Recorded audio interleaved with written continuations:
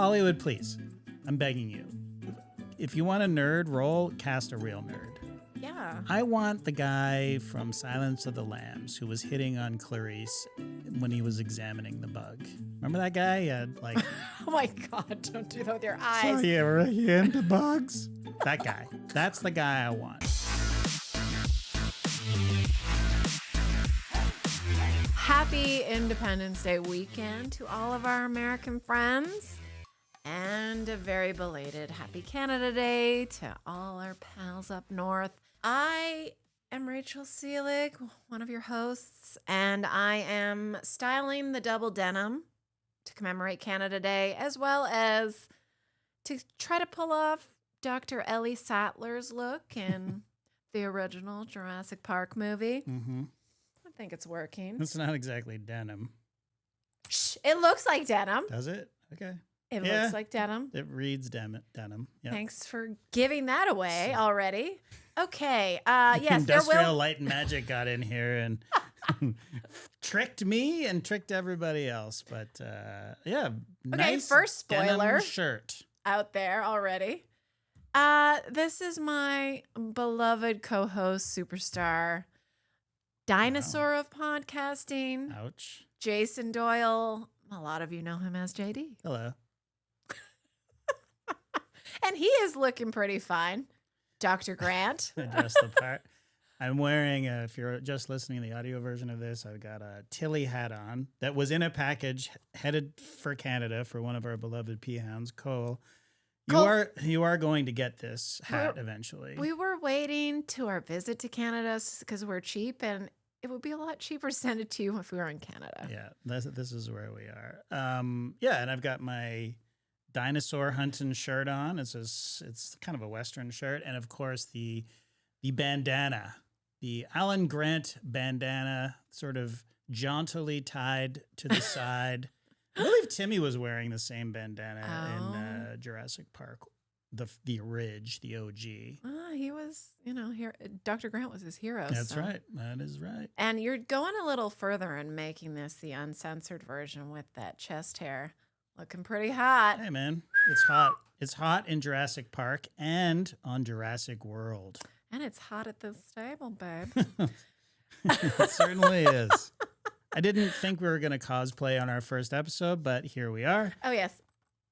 Oh, yeah. We got the little lanyards from that they were giving out at the theater. We're legit sequencing engineers. Yeah, well, InGen went out of business, 17 years ago, it sounds like. Before we get into the talk of Jurassic World Rebirth, there will be spoilers. We're spoiling this movie. This is coming out, I don't know, a few days after it came out. Mm-hmm. So if you want to watch the movie and then come back, do that. Or if you don't care if it gets spoiled, stick around. But we are spoiling this movie. The dinosaurs fuck right in the middle of the movie. And it was Rachel's favorite part. It wasn't really much of a fuck fest. It was a love fest, you dirty old man.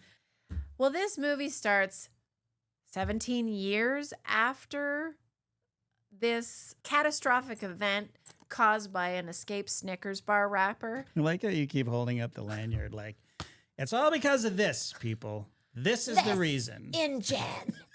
This sequencing engineers going amok. Okay, yeah. So 17 years after that escape, mm-hmm.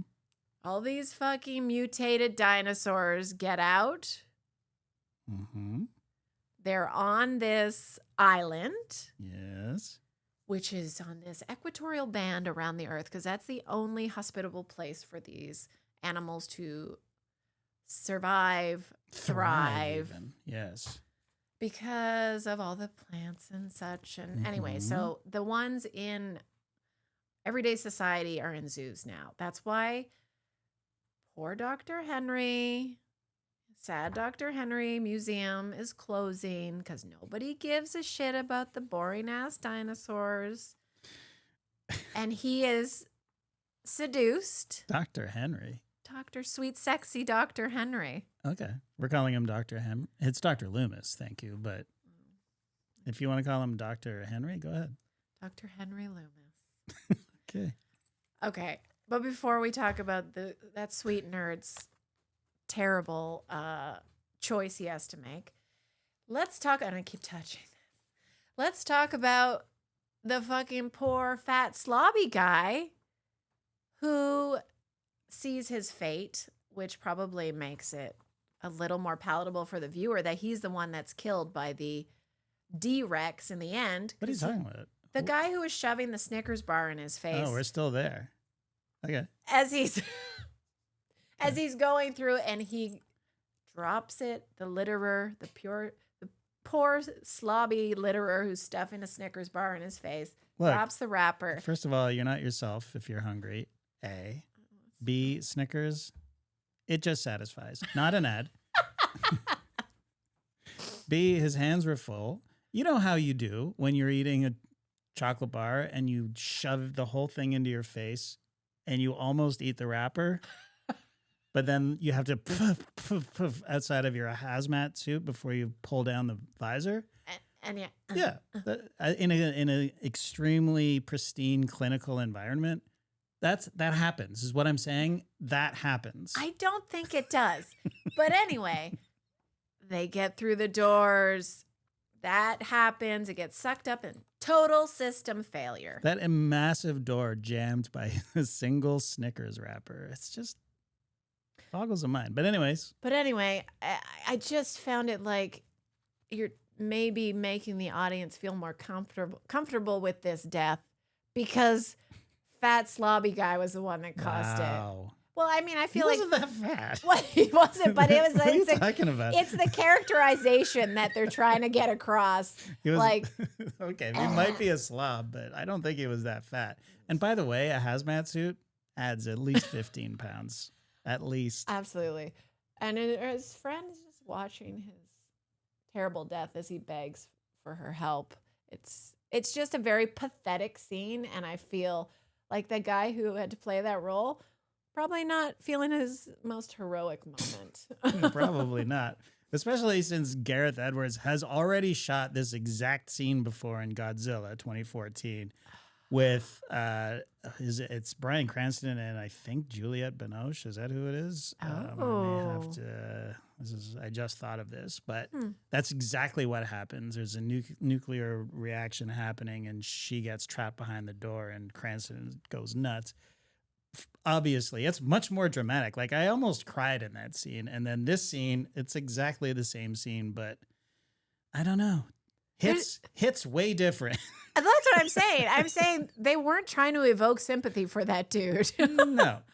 Not at all, No. which is fine. That's the angle they were playing. So, yeah, it all goes to shit. The dinos get out. This island off of New Guinea.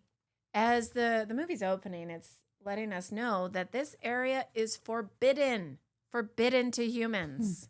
So I assume most people know. Like the equator, right? Like the equatorial, yes, there's like I'm not sure how wide a band they're referring to, but yes, the equator. That's where all the dinosaurs that had been in public, if they were surviving, that's where they ended up. Yeah. Plus, that's where this island is of mutant dinosaurs. So Krebs, he is trying to assemble his crew. Right.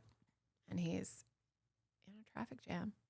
And we're really diving deep. We're 2 seconds into this movie. We're 2 seconds in. I'm trying to give Scarlett Johansson's character some background to what a great covert op she is. Because he turns around when he gets back in his car after seeing that this gigantic dinosaur is loose in the traffic jam, and she's in the back seat. He's found the right gal, I think, to assemble a covert crew to take on this mission. Did you think he was an Uber driver? Because I did. Really? Yeah. I was like, what is she doing there? What happened? What is she's in the back seat. I was like, wait, is that a cab? Like, did she just get into a cab? That would make more sense. Or like, how long was she in there just not saying anything as he was like mad about the traffic? Well, and he also said a very insensitive thing about the dinosaur. Like, just die already, man. Like, because it was dying. Like, okay, I guess this is the villain. There you go. Poor Dino had fucking graffiti all over its back. I didn't notice that. It was a little sad. Poor guy. People don't care about the dinosaurs. They're bored with the dinosaurs. Yeah. So anyway, he convinces her after she said, no, I'm not doing that. After he laid out this mission, which, would you like to describe the mission or would you like me to? Yeah, you go ahead. Okay. So the mission is he works for a pharmaceutical company called Parker Genetics. Mm-hmm. And they want to make a big money-making drug for the entire world to help prevent cardiovascular disease. It can delay it by 20 to 30 years, which is pretty huge. It's pretty good. But, he's a corporate guy, so he's a bad guy. It's all about the money. It's not about the people. Right, but it will save lives. It will save lives. Yeah. So he's trying to convince her, but he does relay it to her. We're going to the island to get material from live dinosaurs. Mm-hmm. It's got to be live. It's got to be live Mm-hmm. to use their DNA because they have to be the biggest dinosaurs because those are the biggest dinosaurs with the biggest coronary arteries that live for over a century. Now that you're describing it, it sounds even more dumb. But go on. It's not because of you. It's just because. Go on. So, therefore, this DNA can be used to produce life-extending drugs. And, her mom died. How ironic. You need it from a dinosaur. Yeah. Anyway, yeah, her mom died. So he brings out that angle. Anyway, she is convinced by the money, not because of emotion. So they go see Dr. Loomis. Dr. Henry Loomis, paleontologist, and his museum is closing down. And can I say, those two men, Martin Krebs and Dr. Loomis, could be brothers, maybe twin brothers. Really? I mean, I know that. I couldn't tell because Dr. Loomis was wearing glasses. Like, he is a nerd because of the glasses. Okay, whatever you say. That he crunches Altoids. Well, those are big nerd hints. He's smart, wears glasses, and enjoys Altoids. And that's his and nervous crunches them tick. when he's nervous. Hollywood, please. I'm begging you. If you want a nerd role, cast a real nerd. Yeah. I want the guy from Silence of the Lambs who was hitting on Clarice when he was examining the bug. Remember that guy? He had like... Oh my God, don't do that with your eyes. So you into bugs? That guy. That's the guy I want. Yeah. Like that guy was a nerd. He was a great actor, great performer, but I believed him in that role. And he spends a lot of time in a library or a lab examining bugs. By himself. That's exactly right. I want like zero social skills. Yes. Not like you should be a little nervous around one of the most beautiful women on this planet. Yeah. Like a little bit, just a little. I just don't understand why they have to hit us right away. This is the villain. Like he works for a pharmaceutical company. I mean, you might as well just put a twirly mustache on him. You know what I mean? Like, and he's incredibly good looking and he's all about the money. They'd make a half-ass attempt to be like, well, we're going to save lives. And, wouldn't it have been better if your mother had this life-saving medication so she wouldn't have died of coronary failure or whatever. Remember Burks? Is that his name? Burke? From Aliens? Paul Reiser? Oh, Jesus, you're digging deep. You don't find out that this guy's an actual villain until 2/3 of the way into the movie. Yeah. And he's not even really a villain. He's just like, he's a company man and he just goes and he tries to, he does something very evil. If you haven't seen Aliens, go see it. It's really, really good. But he basically doesn't show his hand until midway, if not close to the end of the movie where, oh, this guy is actually a shitbag. You know what I mean? Yeah. Like we know that this guy's all he's gonna do is take the DNA and run off with it if he has a chance, and he doesn't care, and we know it from the first minute. Like, why not try to at least be a little bit, Look, Paul Reiser, he's so charming. He's good. He is good looking, but he's like, hey, I'm on your side here. I know. Company man, I know, but look, I want. Make it personal. Like, challenge your audience for fuck's sake. Exactly. Well, like, why do we have to be fucking bludgeoned? Like, all right, this is the bad guy. It's like, all right, you cool. really get the hammer over the head, though, that he's a bad guy. When the dipshit boyfriend later on says, but he hasn't spoken maybe 2 words to the Martin. Mm-hmm. And he says to everyone around him, he's creeping me out. Why is he creeping me out? Yeah. Like, what the fuck? Who would say that? Who would? You know who wouldn't say that?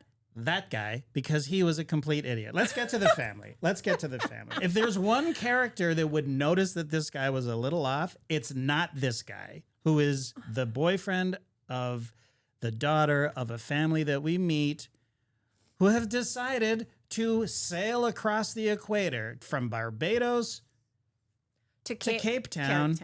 Yeah, with your daughter who's going into university, and her much younger sister who is a child, basically, and probably the stupidest character ever committed to celluloid ever. We just need to refer to him as dipshit because there's no better nickname.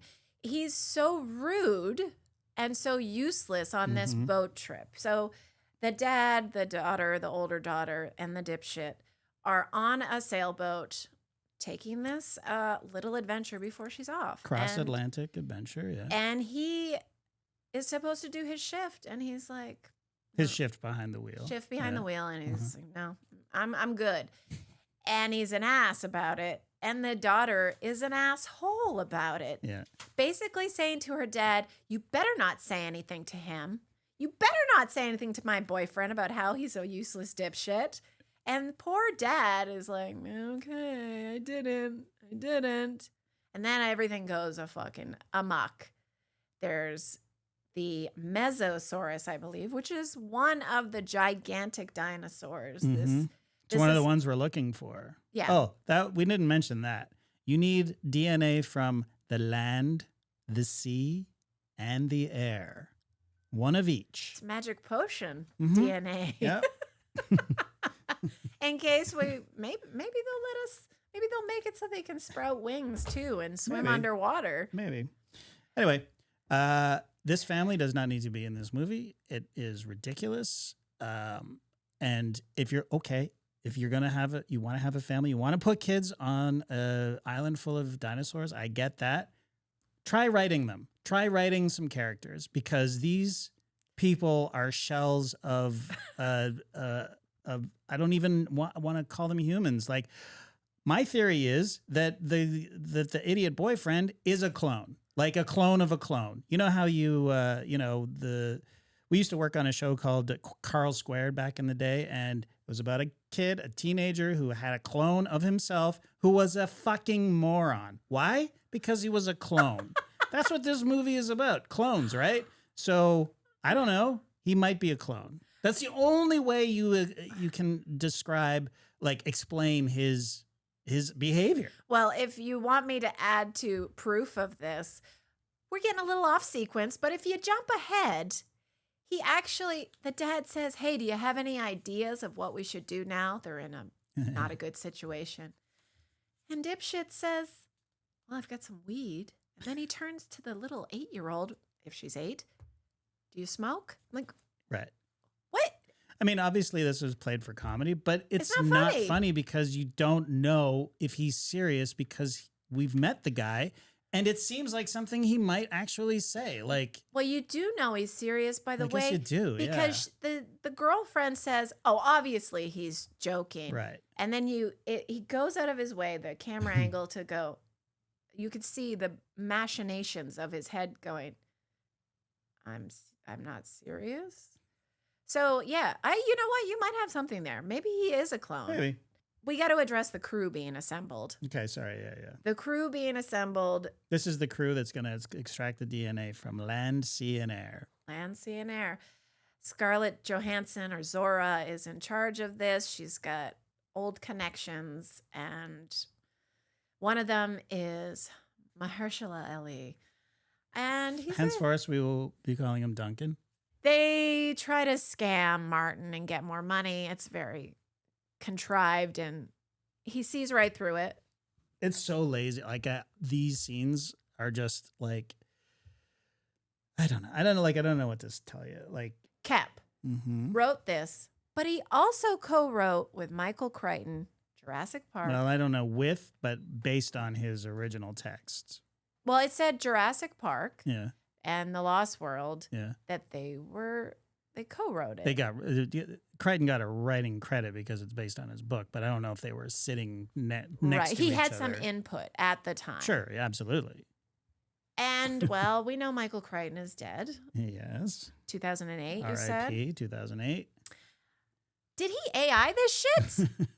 Well, I think what they're doing is literally just rehashing Jurassic Park, the original, because I guess Nedley or whatever his name was, Newman's character. Yeah. He was sort of like squeezing whoever they were stealing the embryos from for at least lunch, if not more money. Yeah, but there's a lot of lazy writing in here. I know. I'm just saying. So I'm not just talking about like the scam part. Yeah. Anyway, maybe he had a little AI assistance. Wow. Now Wow. maybe that's harsh. I don't think that that's true because it would be a much better movie if ChatGPT wrote this. If your friend I'm Chad, sorry. if your friend My Chad friend helped. Chad. How dare you disparage Chad? Sorry, Chad. Sorry, Kep. Yeah, okay. Well, so, look, if you want to do a scene where you're scamming the bad guy who we've already established as the bad guy for more money, fucking go for it. But make an effort. Like, why? It's so lackadaisically done by everybody. It's like, we're scamming you. It's like, yeah, I know you're scamming me. All right, who cares? Fine. Fuck, I got deep pockets. Who gives a shit? Okay, why is it in the movie? We don't need it. yeah, that's true. Anyway. Why? It's just extra. Maybe they were having trouble filling the 2 hours. We're not having any trouble filling 2 hours. Let's Okay, go. we're not. But that's where, Duncan reiterates, nobody would be crazy enough to travel in those oceans. There are no patrol boats. Yep.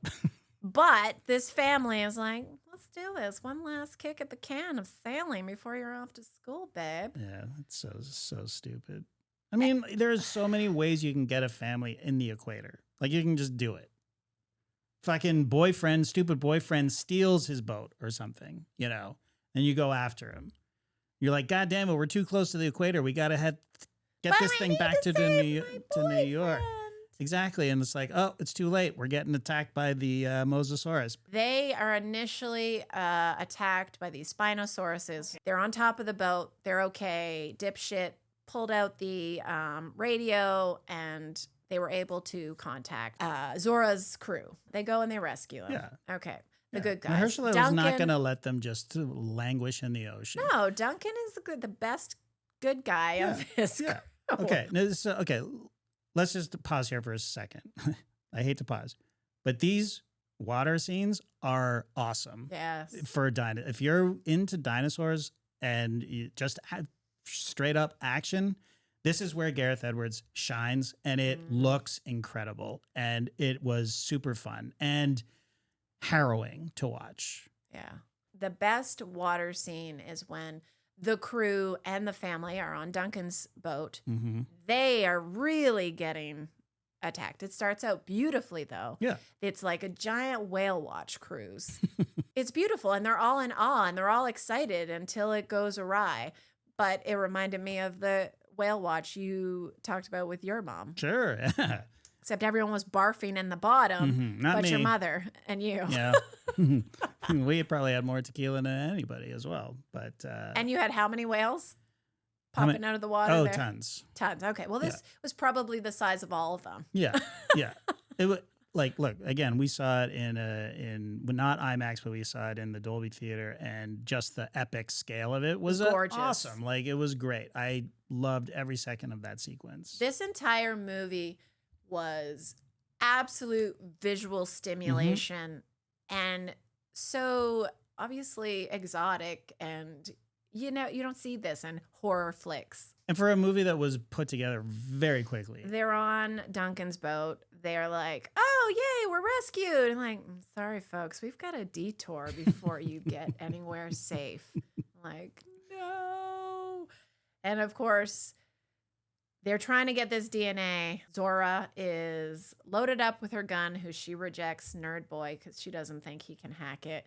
Which is the right call. Which is fine. That's her job. Yeah. He created these darts. these darts that are to collect the sample, but they're also like the needle is like Right. so it has to penetrate this hide, this very, very thick hide Yes. to get the sample, but also probably to stay in long enough to get the sample, Okay. which makes sense. I'm trying to pull it apart so it makes more sense. Why? We don't need to dissect the dart. But what we do when I need to make sense of how a mosquito for the original Jurassic Park got a blood sample from these thick, hided beasts. Yeah. You're right. So, which made me go, okay, you know what? Prehistoric mosquitoes were probably fucking gigantic. Yeah. But then I looked it up and I'm like, it sounds like mosquitoes haven't changed their size of their body or the proboscis since then. They haven't evolved. Is that what you're saying? They haven't gotten much larger. So whether the internet has given me the wrong information or whether I'm just overthinking this, I'm confused. Well, what are they supposed to do? Like, just get close enough so you can get the little elastic thing around its paw.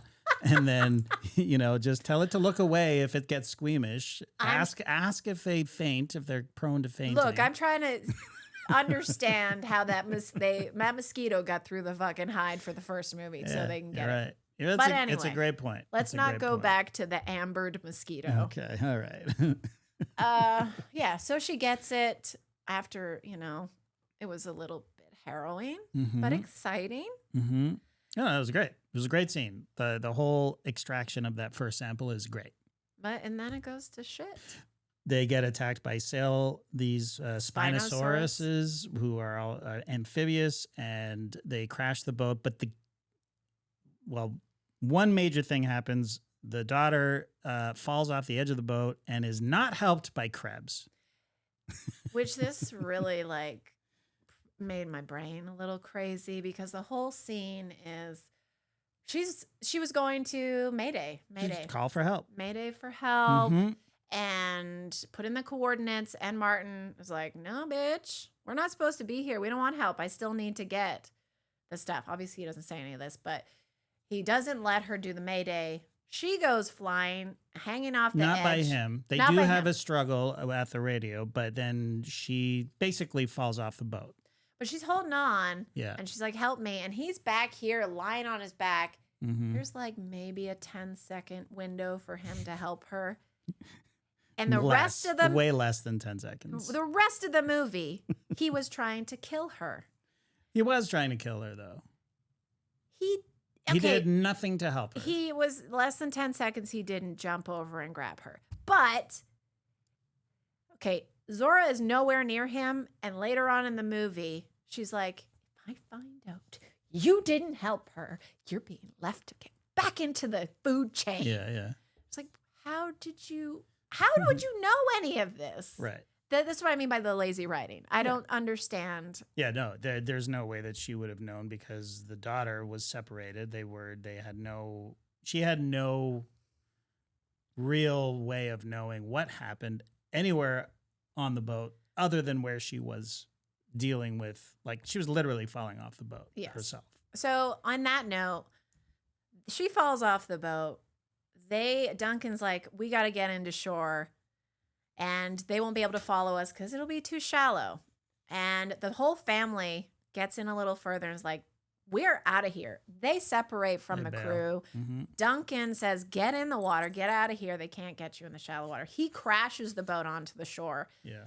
And the family is officially separated from the crew entirely. Mm-hmm. So nobody knows about Martin trying to kill Teresa, the older daughter. Except the daughter. And she's pissed, and rightly so. He could have helped her. He didn't help her. He could have helped her. And in movie land, all he had to do was get up and literally pull her up. There's no, "Oh my God, I'm scared and I'm in shock." There is that defense doesn't exist in this universe. All right. Yeah. Anyway, so there they are. They're on the beach. Those amphibious Spinosaurus, they help the Mesosaurus hunt and collect food. Mm-hmm. Since they're amphibians, guess what? You're not safe. I don't know why all this. Where did you get that explanation? On the movie. by Dr. Henry. So you saw this twice. Dr. Henry Loomis. I had to go back for more. That sexy nerd. They don't exist. They're like unicorns. They're like dinosaurs. You find a nerd that sexy, you go back for more. You're right. You're right. They've already had 2 casualties. Yeah. And who are they? We don't know. Bobby. Okay. The Van Damme looking guy? Yes. Okay. He was from Deadpool. He was in Deadpool. Was he? He was in Deadpool. Okay. Ed Skeen or something. Okay. And then no recollection. The French lady. Yeah. Who actually speaks English. Okay. Once in a while. The French guy refuses. Leclerc? Leclerc. He speaks French the entire time, not a lick of English. Well, they provide subtitles. What's the problem? I'm sure everybody's bilingual, and in a very serious situation, it's good to not understand what your comrade is saying to you. Yeah. Yeah. Anyway, she's dead because, again, lazy writing. She's trying to pull a gigantic thing that they have sent to shore all by herself. It's like 10 times her size. Yeah. And he just gets gobbled up. Yep. So, onward into the jungle. All right. Housekeeping. No, thank you. ThumbWar. That's the name of the show. If you like the show, prove it. Drop kick the like button. Oh, People say smash or hit the like button. I say drop kick it. All right, be aggressive. We That's like right. it. Elbow drop. Subscribe. You know what I mean? Shit. Mm. Okay. Yeah. I like it. Don't flick it. Don't flick it. You're not committed if you're flicking it. Yeah, it's like something you don't like. Ew. Yeah. Yeah, exactly. Leave us a 5-star review on your favorite pod app, even if you're not enjoying the show, because we're going to get better at this. And that's how we trick the algorithm to stop the dinosaurs from learning how to podcast. That's the next Jurassic World. The D-Rex starts a podcast. All right. Okay. I'd watch that, actually. I would too, actually. Email us, thumbwarpod@gmail.com. Yes, we got a new email. Yes, it's currently a haunted void. There's nothing in there. Please feed us. Tell us how we're doing. Ask us something, movie-related or absolutely unhinged. Should I text my ex? What's the best Nick Cage performance involving bees? Do snakes dream? We'll try to answer them all. We'll definitely read them all. Rachel will probably respond to most of them. Again, thumbwarpod@gmail.com. Write it on your mirror in lipstick like a Victorian ghost. Okay. Not weird at all, but hey. Well, just That so you have it tracks. handy. That tracks. Yeah. And if you love this show, like spiritually, join the Patreon. For just $5 a month, you'll get ad-free episodes, a chaotic bonus episode every month. Mailbag, AMA, whatever the fuck we want to go on about. Absolutely. Exactly right. Access to our Discord where a bunch of absolute weirdos, including us, are posting hot takes, thirst traps. That's not true. I haven't seen a single thirst trap on there. But come on, folks. Why not? And generally, they just hang out and talk about whatever. We call them the P Hounds. The P is for Patreon. Sometimes it's for problematic, but in a good way. Oh, it's a lot of fun. Yeah, and if you want to go harder, go up a tier, and you'll get invited to our monthly Zoom hangouts. It's like a sleepover, but no one sleeps, and someone always brings a pet or an unsolicited political ideology. No, I'm just kidding. That almost never happens, but I have seen some pets on there. We're due for one, by the way. Yeah. So, get in here, join the Patreon, and hang out with us. And finally, if you're watching on YouTube and you're not a patron, you're only seeing a portion of the episode. It's chopped up like a Netflix adaptation of something you used to love. 4 seasons, anyone? Oh, dear. He was disappointed, I guess. No, it's fine. I'm fine with it. Okay. I'm halfway through. I'm enjoying it. You've sat down 6 times to watch it. You're really enjoying it. Well, I don't know. There's always something else to watch. Plus, we have this show now, so I got to watch fucking every single Jurassic Park movie. You want the full episode ad free? This is on YouTube, like God intended. join the Patreon. The link is in the description, or it'll appear at the end like a final boss. And by the way, if you are watching this right now on YouTube and you're not a patron, not to worry. The whole show will be on YouTube. It's just in segments, and we'll post the link to the next segment on the end screen. Mm-hmm. Bottom line, your support keeps this show alive. We love you. We see you. We We salute you. You keep our thumbs warm. That came out wrong. It's good. Keep our thumbs warm. Little gross. You didn't say how. Didn't say how, but you keep them warm, and we like it.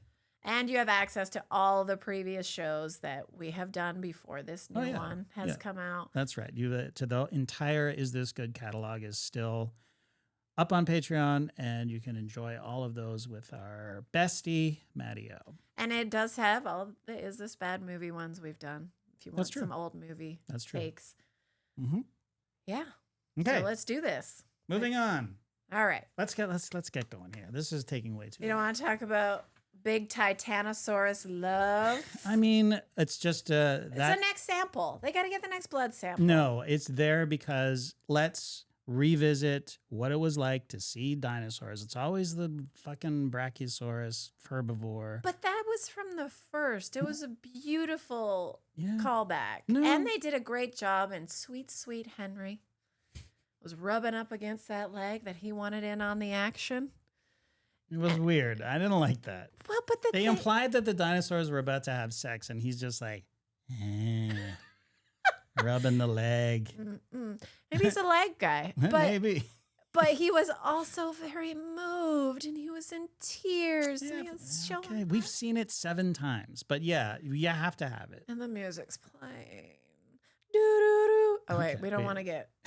Because I'll do such a good rendition. You two be like, excuse me, copyright. Yeah, that's right.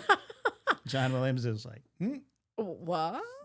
Somebody playing my theme? So that was a successful, calm, happy moment. And then they move on to the not so calm but exciting nest. Yeah. Another guy bites the dust in this scene. Leclerc.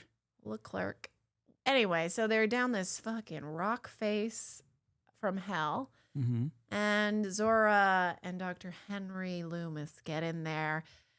This time... Okay, we're looking for a nest, right? They're looking for a nest. It's a nest, and they're getting the DNA from eggs, which is a good idea. Yeah, the flying... That's actually a smart thing to do. The flying dino... The Quintosaurus? The Quintaqualosaurus? I have no idea how to say it. Let's see. Nest guy. Where are you? Quetzalcoatlus? Okay. Quetzalcoatlus. Who cares? Sorry, guys. Killing that. It's the biggest winged dinosaur on this forsaken island. And he's fierce. He's is fierce. But Dr. Henry... she. He is taking it from the egg. He's not crazy and trying to take it from this flying beast. Yeah. So he's like filling that syringe with fucking snot. It's lovely. It's really quite gross. But the bird comes in. Leclerc kind of does something stupid. Instead of getting the fuck out of there, he throws his hammer at the bird's head. Now this... Well... He's being a hero. Okay. And he's shouting to them in French, which you don't need to know the translation. It's like, get the fuck out of here. Yeah, it's fine. Attention and something else. Yes. But the bird does the slow turn. Which takes us to him being eaten. Yeah. And also to the cringe moment of the week. It's the cringe moment of the week. And this cringe moment of the week... It actually doesn't come from this movie. It doesn't come from this movie. It comes from Jurassic Park 3. But it's another bird. It's another pterodactyl hybrid, I believe. They're all birds, Rachel. That's true. We were watching this movie. This is the Jurassic Park 3. I don't want to set it up, but basically in the foreground of the action, this guy is getting eaten by pterodactyls, and he's floating down the river while this is happening. And into view, the a pterodactyl, the back of a pterodactyl's head appears, and then the slow turn to look at Dr. Grant. We're showing it to you now. I died watching hilarious. this. This is like the stupidest thing I've seen in a long time. Just his beak, and just like, I don't know what it was about it, but ridiculous. It was a, how dare you? Yeah. You're next. Anyway, that was this week's cringe moment of the week. Now, Leclerc, lol, swallowed. Question: he's attached to a rope. Yeah. Right? How did the bird not have a little thing dangling out of his mouth? Didn't it? I don't think so. The scene that you enjoyed very much was watching the family get chased down the river by a Tyrannosaurus. I did enjoy that. First of all, it was nice. It was a legit Tyrannosaurus. A legit T-Rex. Yeah. I don't think it was a mutant. No, it was a speaking of the OGs, the Raptors got screwed in this movie. In the family scene. They're in the worst scene in the movie, and they get literally dispatched almost immediately. The most comedic scene. The idiot boyfriend is taking a piss. We see his foreground. He's taking a piss. He's being stalked by raptors. You're like, oh shit, here we go. Finally, Doofus is going to get what's coming to him. And then the raptor gets swooped up by one of these massive bird creatures. And that's it. That's the only raptors you get. But he starts peeing after he's relieved. It's over. There's no way he would continue peeing after that. Like, come on. The T-Rex, it was nice to see. Nice to see a T-Rex. He was just having a nap, like a snooze. Like full on. Enjoyed that basking in the sun. The older daughter, what's her name? Teresa? Yeah. She's going, the dad is, who fucking cares? She's going to get a raft out of this little hut or whatever, and she has to drag this very heavy box that's an inflatable raft. But it's a good buildup, a good anticipation, scare buildup. I enjoyed it. This is what we're here for. This is what we want to see. She wakes the T-Rex when she inflates the raft, and then there's a little sleight of hand here because the raft is on its side and then it falls over and then the T-Rex is gone. It's like, oh shit, the T-Rex is gone. Literally in 2 seconds though. That is another. Well, it's quick. If you can move that fast, I'm just saying. How the fuck do you not catch them? Look, I enjoyed it. I was like, oh shit, it's on. Where are we going? Anyway, it was cute. The sequence that ensues is basically the T-Rex is chasing the family down this river. There's some incredible shots of underwater with the dad dodging the T-Rex, chomping down. Like, again, amazing shit. Like, I love that part. And I wish my brain didn't ask so many questions because I really enjoyed it, but my brain kept being disrupted. Like, T-Rex can swim? And that river has deep enough parts that it can be fully immersed and then stand up at another part and it be up to its ankles? Yes. The answer to all those questions is yes. I have to stop thinking and just enjoy a no thinker, right? Maybe the T-Rex was just walking on the bottom. He was swimming for part of it. Yeah, you're right. He's swimming.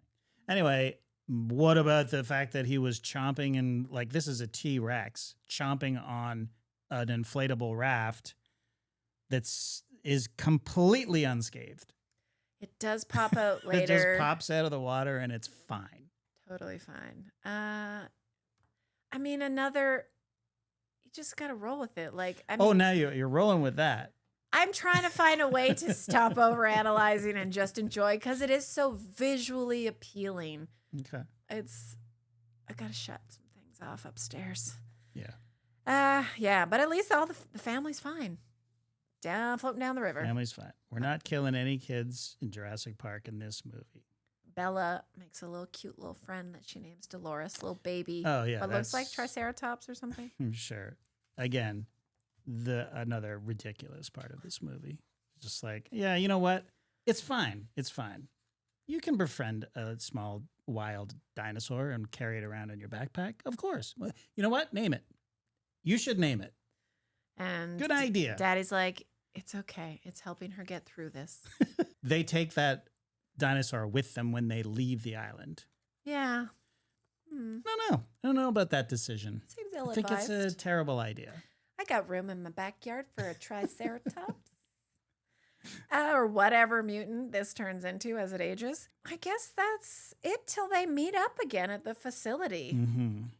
They merge again, where Zora had alluded to in the beginning of the show that plan B, if this doesn't work out, and they're still there 24 hours later, she's got a helicopter coming to pick them up at the facility. Mm-hmm. They merge. And how dare you try to murder me? Yeah, I mean, it was coming.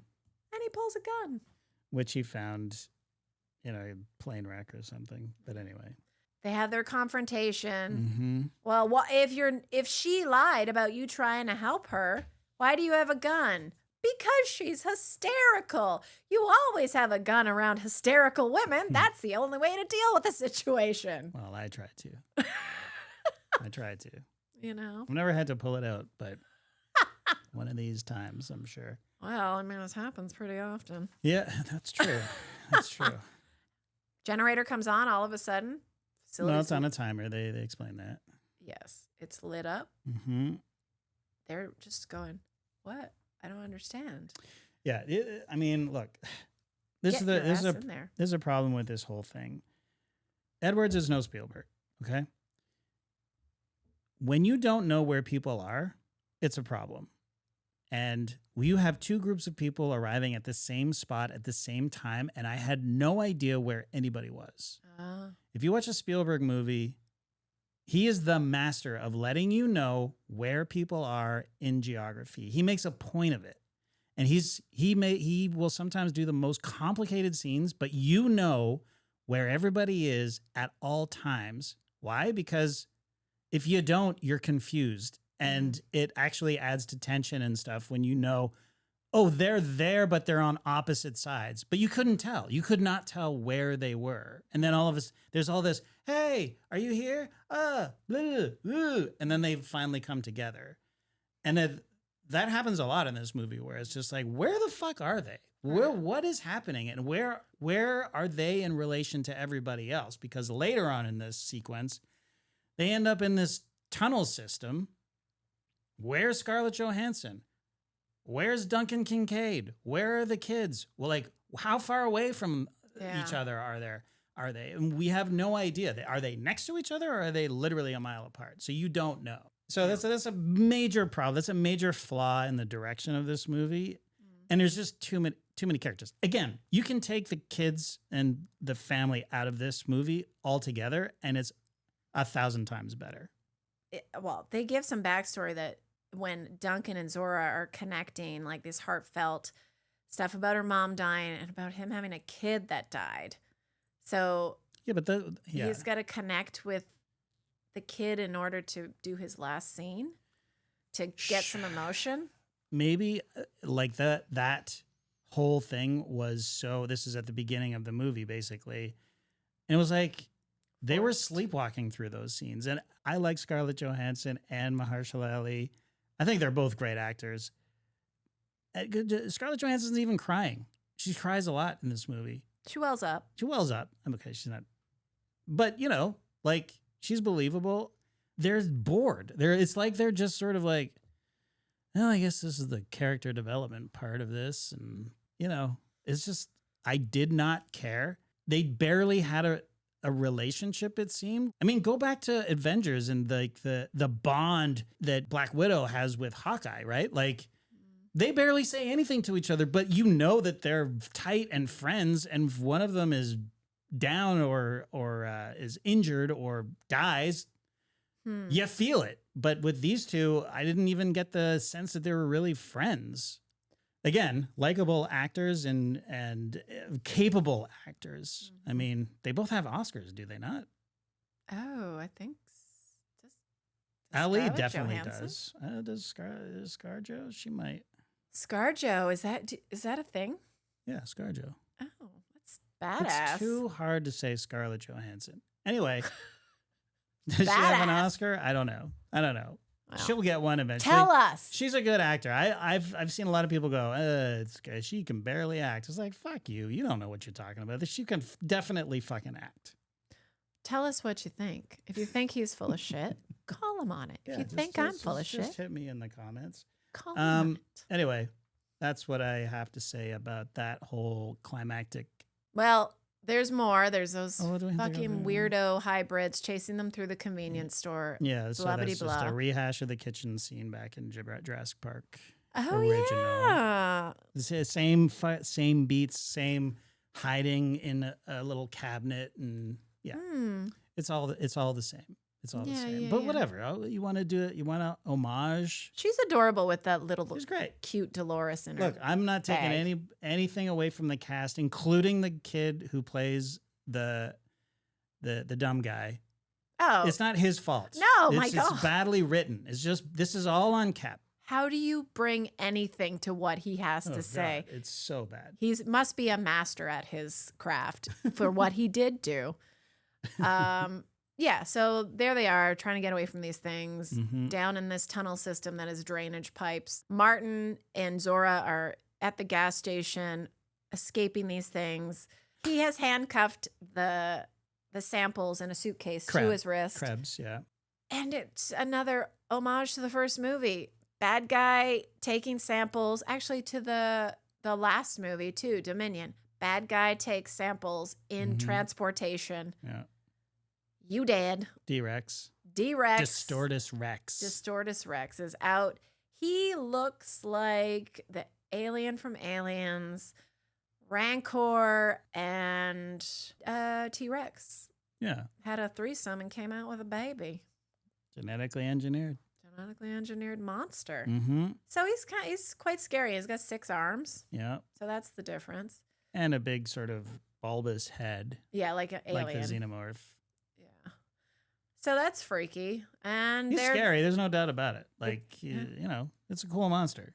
the next part, Duncan's heroic. Right. So, Move. yeah, this is another problem. Duncan sacrifices himself. They get to the dock. The boat is on a lift or whatever. They have to get it off the lift, but the D-Rex is there. Duncan takes a flare and he said, "Get out of here." We've seen this before. Save the children. Save the kids. Get out of here. Even though he said, "I'm not dying in the jungle." That's what he said earlier in the movie. I guess he's going to go die in the jungle. So he runs into the jungle. D-Rex chases him. We see the flare. You know, it's like, Duncan. You see it go out. You see it go out. Do flares go out underwater? No. Oh, that's cool. And then they're like, "Oh man, he's dead." So they get in the boat. They start driving away. Flare goes off. Uh-oh. Flare gun. Flare gun. He had the gun too, I guess. Duncan's alive. Good, I say. I say good because it would be way too like the way it ended.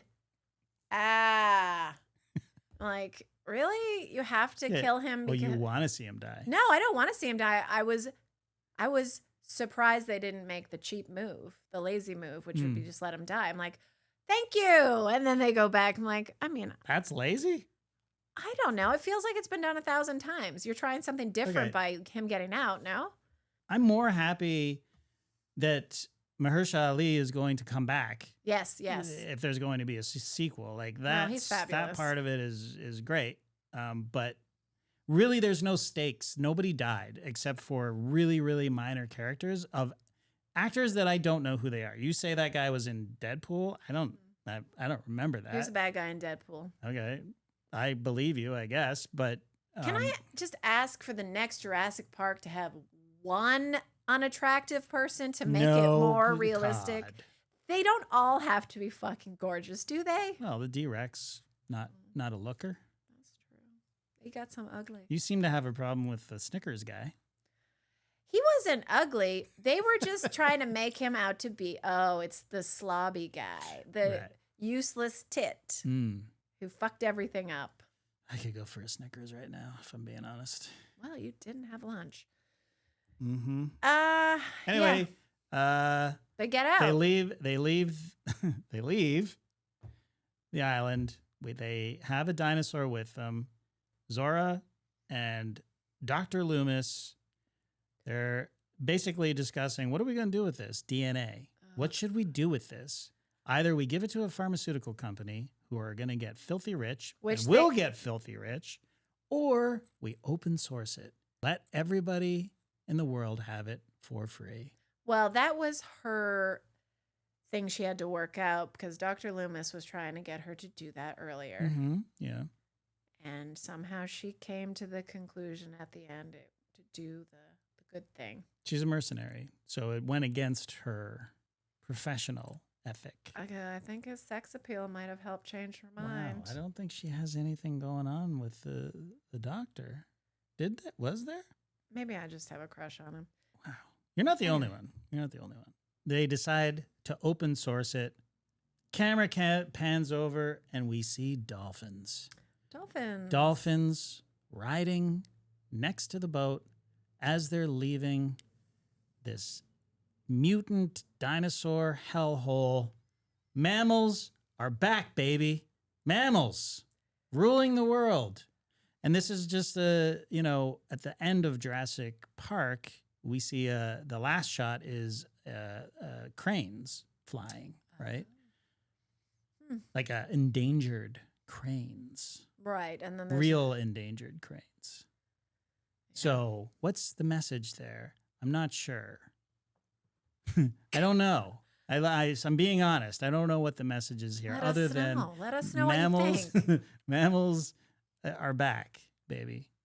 But it looked cool. I don't know. Dolphins aren't as much as the rapey assholes we've been told they are in comparison to the mutant dinosaurs. Love the dolphins again. Okay, sorry about the raping. Well, I mean, you didn't do it. I know. And it's like every time somebody sees a dolphin now, I feel like they're always pointing out, yeah, well, they're kind of rapey. They're very rapey out in the seas. Oh, okay, they're still beautiful creatures.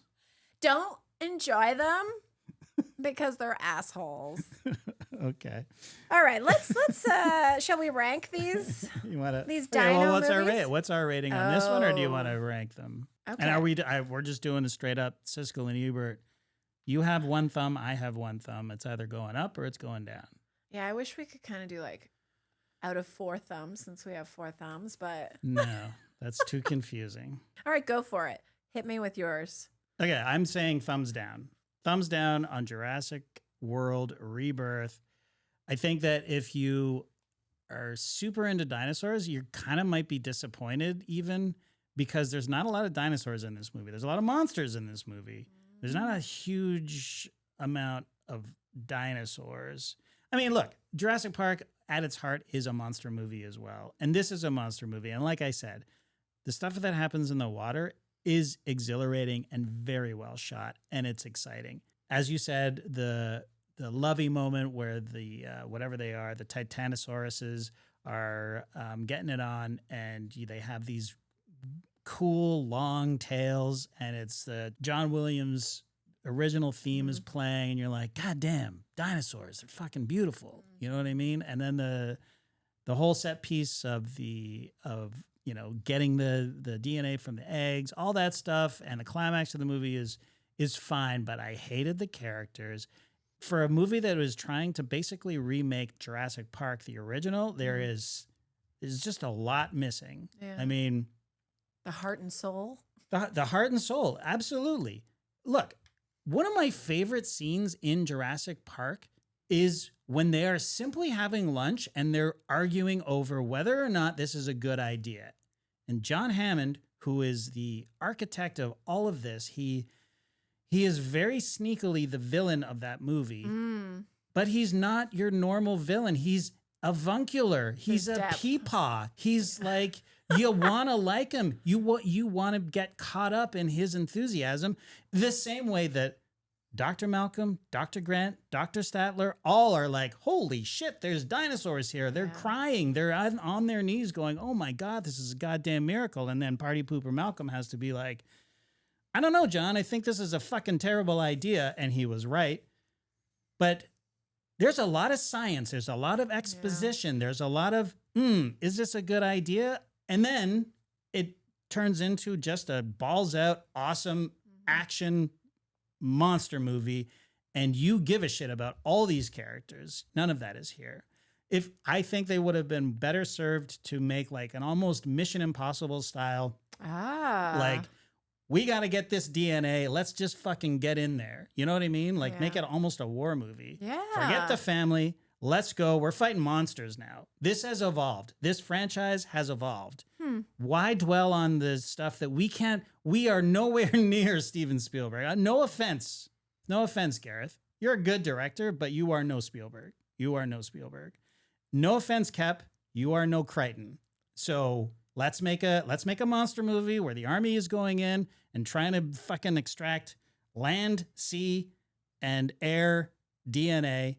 And I'm in. But this whole thing with the family, and I did not care at all about these characters. I wanted them to die. I was like, please. Yeah, I'm like, oh, good. Dipshit's definitely the first one out. What did you say Crichton's background was? He's a doctor. He's an MD. He went to Harvard Medical School, and he never practiced as a doctor, but he wanted to focus on writing because he thought maybe he was probably better at that. Turns out he was right. The guy is prolific in his 66 years. I don't know how many books he made, but you've seen most of them. Westworld is based on one of his novels. Read that. Congo, Sphere, they all got made into major movies. Rising Sun, Disclosure, and he created the show ER.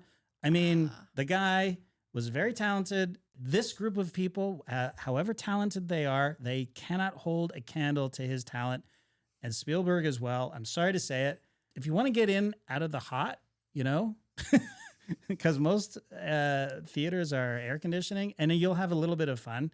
Maybe I'm being harsh, but I don't know. It doesn't help that I saw F1 literally the day before, and I had the fucking time of my life. So, thumbs down from this guy. Okay. I'm going to go thumbs up. Wow, okay. Again, it's a hesitant thumbs up, but it is because, when you get familiar with a franchise, Okay. you have like allowances for things and you just enjoy yourself because you're there with, Sure. even if it's friends, it's spirit, because it's not the same characters, it's the same theme. Yeah. It was so visually stimulating that I did enjoy it. I enjoyed it very much, even when I watched it the second time, except I just have to turn off the over-analytical, critical bitch inside me to enjoy the visuals more. Sure. So, if you just want to go and have fun and not overthink, it's beautiful. And the music takes you to the next level, because how can you go wrong with John Williams? Okay, so I accept all of that. I would say go rent Jurassic Park and watch it on your 4K TV and crank your sound system, and you will have a much better time. And you won't need to worry about those nagging little questions that you have in your head, because that's all been thought of and explained. Will you shake the chair for me so I get the same experience? Sure, I'll stand behind you. I have the speaker right behind my ear. I can do that. Yeah, you're right. There is nothing compares to being in the theater. We were talking after, seeing a movie that basically it increases your enjoyment by 25%, just being in a decent theater. You know what? And it's going to do well, and people are going to like it and go see it. And to them, I say mazel tov. I don't know. What are we at tomato meter? Tomato meter. As of right now, it's July 4th. Yeah, we looked at it, and it has changed over the last couple of days. Mm-hmm. And the tomato meter, so critics, is 51%, which is not great. That means it's not fresh. Rotten. Yeah. But the people watching it are okay with it. There's 72%, so that feels pretty high. So, I think that represents both of us here. I think so. All right. Well, we did it. The first episode is done. And I felt good. I got a little lost in the minutia, but You do enjoy your minutia. I don't think you were surprised.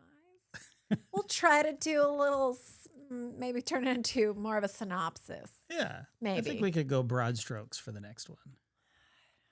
This Yap Trap doesn't know when to stop sometimes. Well, here's also the problem. It's a massive franchise. And our next film also has a lot of history behind it.